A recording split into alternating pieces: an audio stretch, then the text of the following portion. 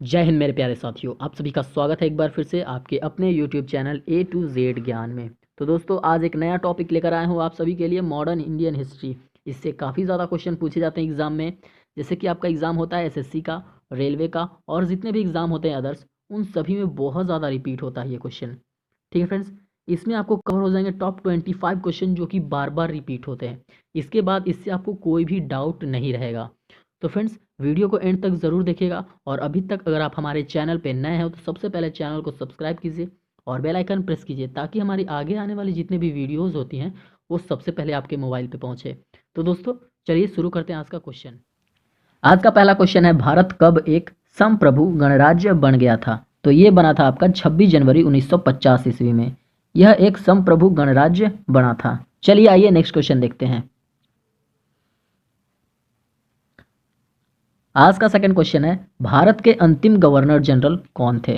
भारत के अंतिम governor general थे चक्रवर्ती श्री राजगोपालचारी। ये भारत के अंतिम गवर्नर जनरल थे। चलिए आगे नेक्स्ट क्वेश्चन देखते हैं।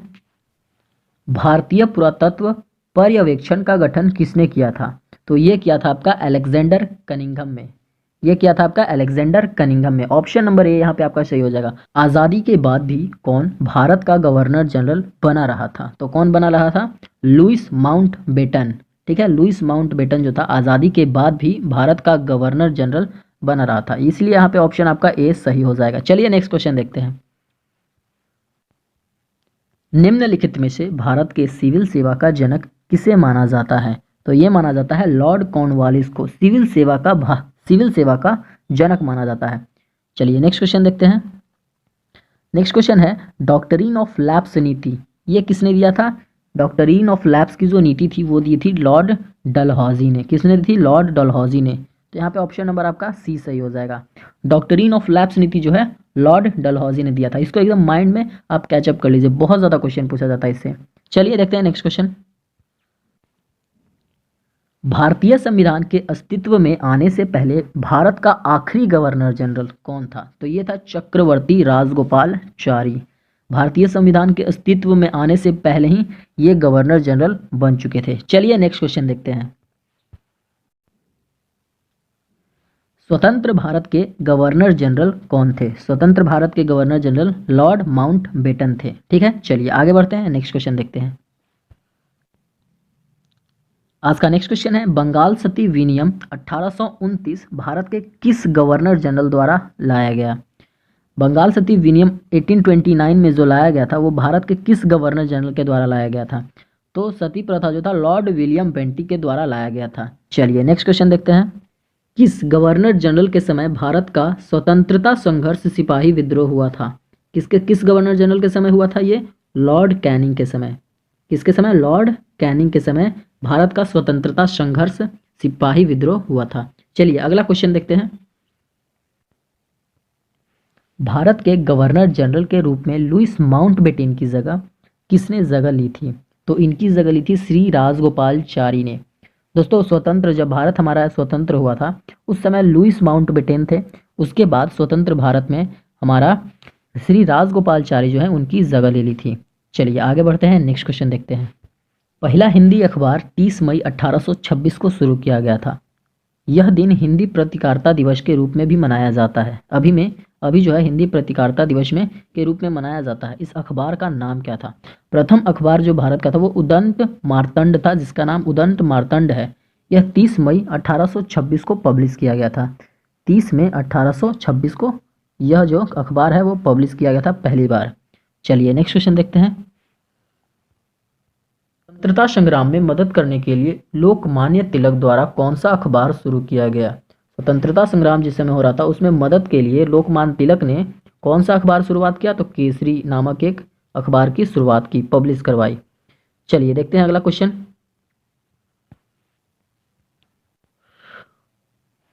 किसे फादर ऑफ इंडिया सर्विसेज कहा जाता है? तो ये कहा जाता है सरदार वल्लभ भाई पटेल को। और क्वेश्चन आपका आ सकता है फादर ऑफ इंडिया सर्विसेज किसे कहा जाता है?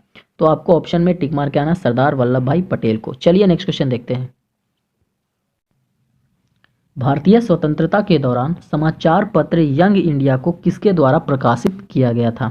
स्वतंत्रता के दौरान समाचार पत्र यंग इंडिया एक पब्लिश किया गया था, वह किसके द्वारा प्रकाशित किया गया था? महात्मा गांधी के द्वारा। चलिए नेक्स्ट क्वेश्चन देखते हैं।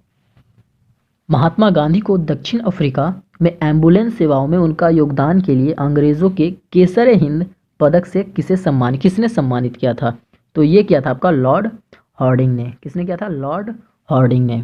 ऑप्शन नंबर यहाँ पे आपका सी सही हो जाएगा। लॉर्ड हार्डिंग ने इन्हें केसर हिंद से सम्मानित किया था। चलिए नेक्स्ट क्वेश्चन देखते हैं। वह व्यक्ति जिसे गुरुदेव के नाम से भी जाना जाता है, ठीक है, वो कौन है? रविंद्रनाथ टैगोर। इन्होंने ही हमारे देश की नेशनल एंथम लिखी है और बांग्लादेश की नेशनल एंथम भी इन्होंने ही लिखी है। चलिए नेक्स्ट क्वेश्चन देखते हैं। आज का नेक्स्ट क्वेश्चन है, रविंद्रनाथ टैगोर को गुरुदेव की उपाधि किसने दी? और ये उपाधि किसने दी? ये उपाधि देने वाले हमारे महात्मा गांधी, ठीक है। गुरुदेव की उपाधि किसने दी? महात्मा गांधी ने। चलिए नेक्स्ट क्वेश्चन देखते हैं। गांधी जी को ब्रिटिश ने कौन सी उपाधि प्रदान की थी जो उनके द्वारा त्याग दी गई थी? ठीक है, तो कौन सी उपाधि प्रदान की थी? केसर हिंद की उपाधि से सम्मानित किया गया था। और ये किसने किया था? ब्रिटिश ने। ब्रिटिश के लॉर्ड हार्डिंग गवर्नर जनरल थे उस समय, उन्होंने इन्हें प्रदान किया था। चलिए नेक्स्ट क्वेश्चन देखते हैं। नेक्स्ट क्वेश्चन है आपका, भारत की आज़ादी के लड़ाई के दौरान करो या मरो का नारा किसने दिया? तो यह नारा दिया था महात्मा गांधी जी ने। करो या मरो, डू और डाई का नारा दिया था महात्मा गांधी जी ने। चलिए नेक्स्ट क्वेश्चन देखते हैं। आज का नेक्स्ट क्वेश्चन है, किसने कहा था कि तुम मुझे खून दो मैं तुम्हें आज़ादी दूंगा? ये कहा था सुभाष चंद्र बोस ने। तुम मुझे खून दो मैं तुम्हें आज़ादी दूंगा। चलिए नेक्स्ट क्वेश्चन देखते हैं। तो आज का आपका नेक्स्ट क्वेश्चन है, ऐसे जियो जैसे कि आपका आखिरी दिन है, ऐसे सीखो कि आप हमेशा जी रहेंगे। तो यह शब्द किसके द्वारा दिया गया है? किसके द्वारा कहा गया है? तो किसके द्वारा कहा गया है? महात्मा गांधी जी के द्वारा। चलिए नेक्स्ट क्वेश्चन देखते हैं। बिस्मार्क ऑफ इंडिया किसे कहा जाता है? बिस्मार्क ऑफ इंडिया कहा जाता है वल्लभ भाई पटेल को। चलिए नेक्स्ट क्वेश्चन देखते हैं। बहुत ही ज़्यादा इंपॉर्टेंट क्वेश्चन है दोस्तों, आप सभी के एसएससी हो, रेलवे हो या फिर बैंक हो, सभी एग्जाम के लिए बहुत ज़्यादा इंपॉर्टेंट हो, और जितने भी स्टेट एग्जाम है उन सभी के लिए भी। चलिए नेक्स्ट क्वेश्चन देखते हैं।